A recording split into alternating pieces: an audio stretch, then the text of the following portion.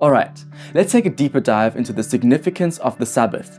We often think of it as just a day off, but the Bible shows it's so much more. Sabbath is deeply woven into the story of creation, the laws of God, and even the teachings of Jesus, making it a central part of a faithful life.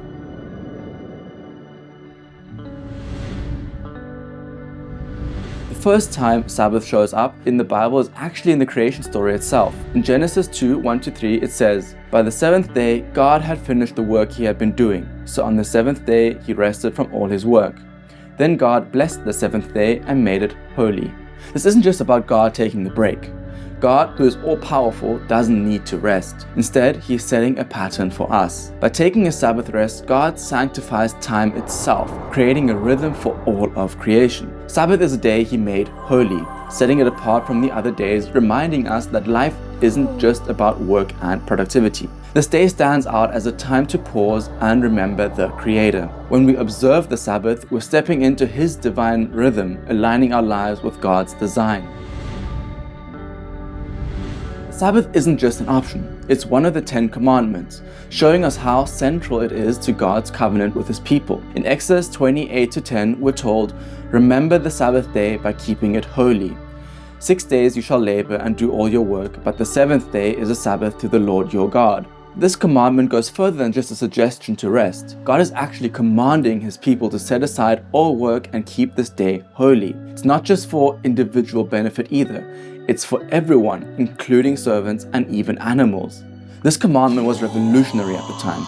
It showed that everyone deserved rest, regardless of status. When we keep the Sabbath, we're choosing obedience to God, prioritizing worship, and showing that our time belongs to Him.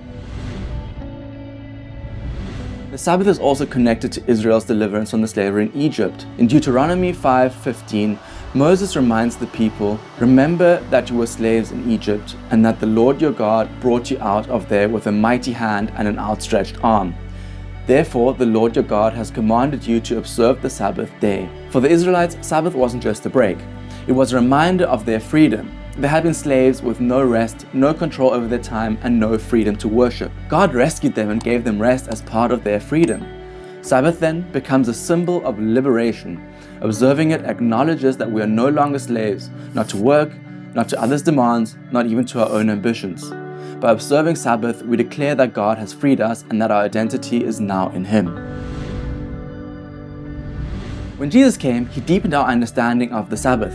The religious leaders of His time had placed many rules on the Sabbath, but Jesus focused on its original purpose: healing, doing good, and bringing people closer to God. In Mark 2:27, Jesus says, "The Sabbath was made for man, not man for the Sabbath." With this statement, Jesus clarifies that the Sabbath isn't a burden or a list of rules to follow.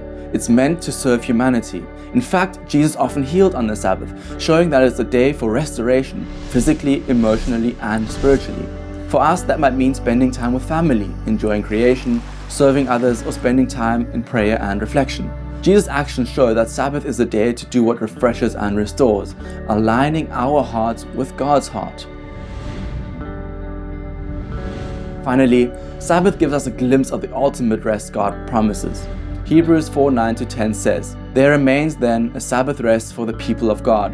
For anyone who enters God's rest also rests from their works, just as God did from His." The writer of Hebrews uses the concept of Sabbath to describe the eternal peace and rest that awaits believers.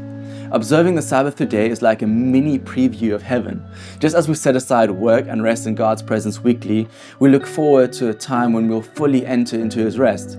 It's a reminder that life with God isn't just about laboring, it's about finding peace and freedom and joy in His presence forever. So why does observing the Sabbath matter? The Sabbath is an invitation to stop, breathe, and remember who we are and whose we are. It reminds us that our worth isn't in what we produce or achieve, but in the fact that we are God's creation.